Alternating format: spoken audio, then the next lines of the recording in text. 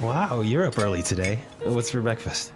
Well, I felt like baking, so I made some muffins. Smells good. I'll make some coffee. Do you want me to make you some eggs? Sure, I'll take mine sunny side up. Ew. I don't know how you can eat your eggs like that. Ever since I was small, I've had eggs and soldiers. You know, my dad had scrambled eggs every morning for 20 years. It drove my mom crazy. You know what really drives me crazy? When I ask for soft-boiled eggs and they overcook them so that they come out hard-boiled. How can you dip your toast into a hard-boiled egg? You're so picky sometimes.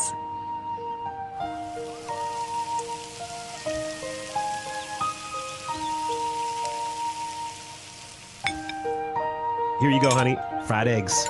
Damn it! I said sunny side up. How many times do I have to tell you?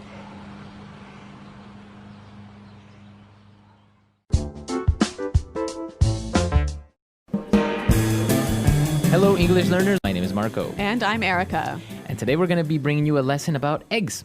That's right. And who knew there was so much to talk about when we're talking eggs? Right. Well, we always have eggs for breakfast, and there are many ways of preparing them. So we're going to learn what the different ways are. Yes, and we'll learn some of the language that goes along with eggs. Okay. So we have 3 words that we want to take a look at before we listen to our dialogue. So let's look at these in vocabulary preview. Vocabulary preview. Our preview word for this lesson is picky. Picky. Picky. Picky. So picky is an interesting adjective. Okay, so if a person is picky, what does that mean? They're very hard to please. Okay. So if your boss is picky and you give him a report and maybe it has, I don't know, a couple of mistakes or something. Yeah, he'll say, do it again. Do it Change all. this, this, and this. Okay. So if you are picky, you want everything to be perfect. Okay. And if there's one small thing that's not, you won't be happy. Okay. So picky. Interesting word. Now our next word, yolk. Yolk. Yolk. Y-O-L-K. Yolk. So this word is actually not in the dialogue. It's not in the dialogue, but it's important that Yes. you know, right? Okay, so if you have an egg, the yellow part is called the yolk. Okay. And what about the other part? The white. The white. The white. Or also called the egg white, right? Yes, egg white. Okay, so pretty simple. Yolk and egg white. Let's listen to our dialogue. We are going to be listening to a couple who are having breakfast.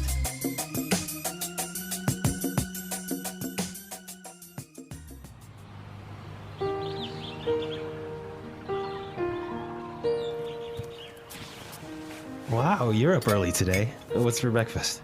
Well, I felt like baking, so I made some muffins. Smells good. I'll make some coffee. Do you want me to make you some eggs? Sure, I'll take mine sunny side up. Ew. I don't know how you can eat your eggs like that. Ever since I was small, I've had eggs and soldiers. You know, my dad had scrambled eggs every morning for 20 years. It drove my mom crazy. You know what really drives me crazy? When I ask for soft-boiled eggs and they overcook them so that they come out hard-boiled. How can you dip your toast into a hard-boiled egg? You're so picky sometimes.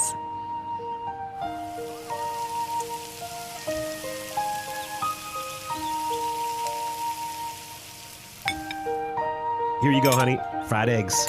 Damn it! I said sunny side up. How many times do I have to tell you?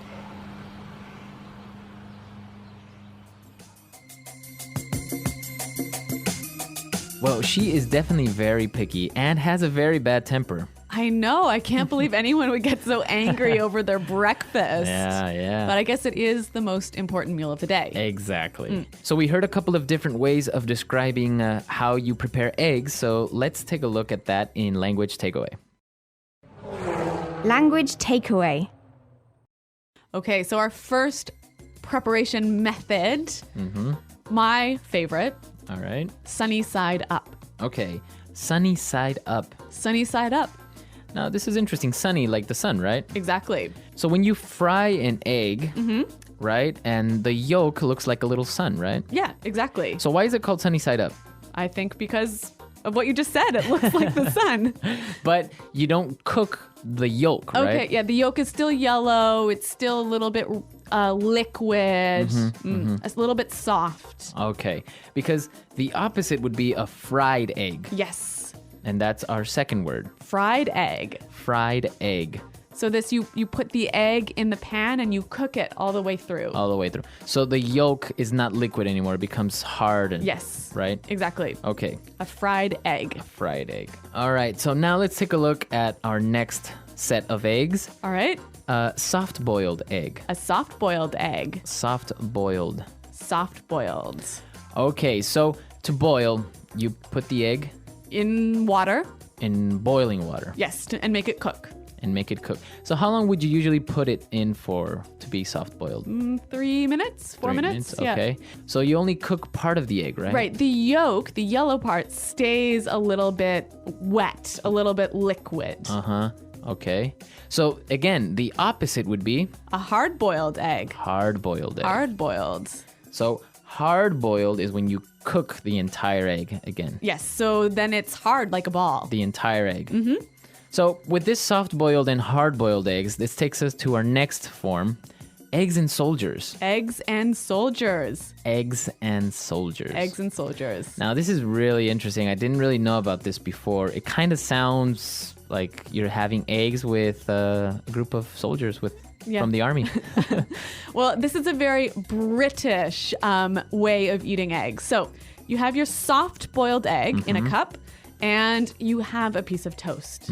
But the toast is cut into long pieces. Okay. And then you take those pieces and you dip them into the egg yolk. Oh, It's delicious. it's good. Yeah. Ah. Typical English way of eating eggs. Okay, so eggs and soldiers. Interesting. And this takes us to our last form of egg preparation and probably the most popular, Yes. Scrambled eggs. scrambled eggs. Scrambled eggs. Take eggs, put them in a pan, and then you just move them all over the place. Mix them all up. Mix them all up. So the yolk and the white are mixed together. Mixed together. All right. So we've looked at a lot of egg preparation, and now we can listen to our dialogue for the second time, and then we'll come back and look at some phrases.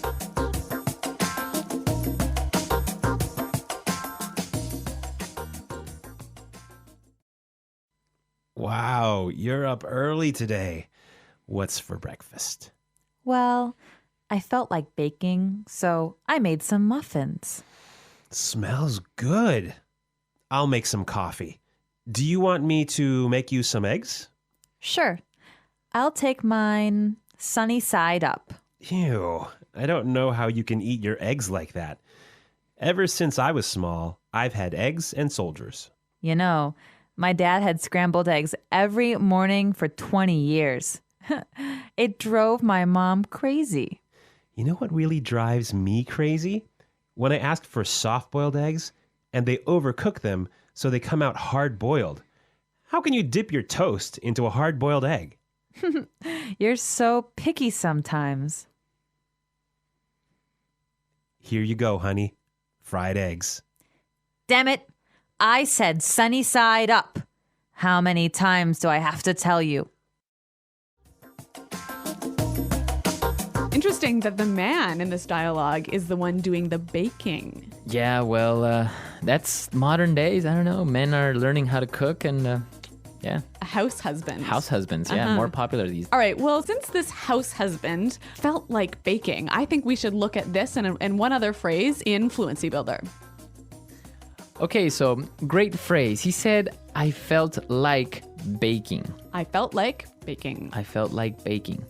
So let's take a look at this. He feels like, or he felt like in the past. What does that mean when you feel like? You want to do it. You have the desire to do it. Okay, and then to bake. And now this verb is in the gerund form. That's right, the ing form. And that's the rule, right? I feel like playing soccer. Right. I feel like eating lunch.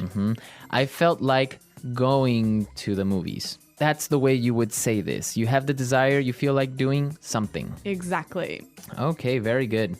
And now let's take a look at this second phrase. Drives me crazy. Drives me crazy. Drives me crazy. All right, this is a very descriptive phrase. And I think if we listen to some examples, it will help us understand the meaning. Example 1.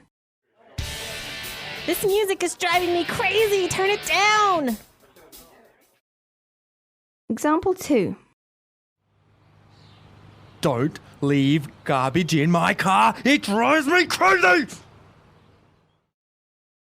Example 3. Your mom is driving me crazy. She keeps calling me. All right, so if something drives you crazy, It makes you feel very angry or annoyed. Irritated. Or, frustrated. okay. But it can also be positive, right? Like, that girl drives me crazy. As in you really, really, really like her. Yeah. I don't know. It sounds a little bit inappropriate to Really? me. Yeah. I think it's okay. It drives me crazy. I It's don't- like, she's got me thinking, and she's got me in the clouds or something like that. All right. Well, maybe there's something about you that I don't need to know. So I'll just let you keep that thought to yourself. All right. Well, I'm just saying we could use it in a positive form as well. Okay. right? Okay. You're just saying. I'm just saying. All right. So, drives me crazy. Really great phrase. And you can use it in all of these different situations like we heard. So, let's listen to our dialogue for the last time, and then we'll come back and talk a little bit more.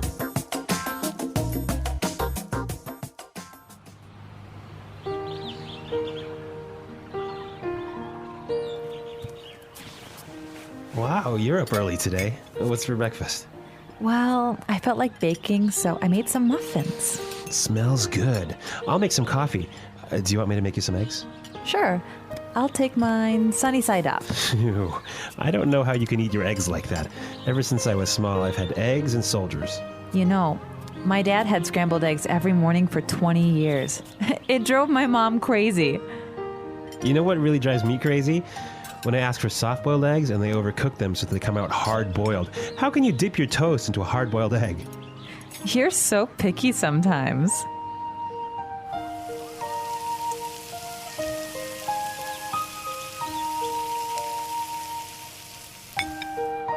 Here you go, honey. Fried eggs. Damn it!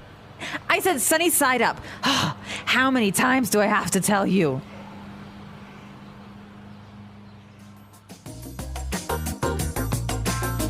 Well, I think there are some people who really, really love eating eggs for breakfast and some people who just can't stand it.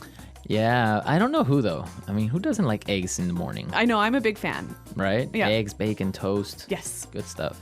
Traditional American type breakfast. Now, you were telling me that you have some traditions when you eat eggs. I know. I'm not sure if this is just in my family, but I think actually it might be common with other people as well. When you eat a soft-boiled or hard-boiled egg, you have to, eat all of the egg outside of the shell, and then you have to break the bottom of the shell after you finished, Why? so that the fairies who live in your egg cup can come out.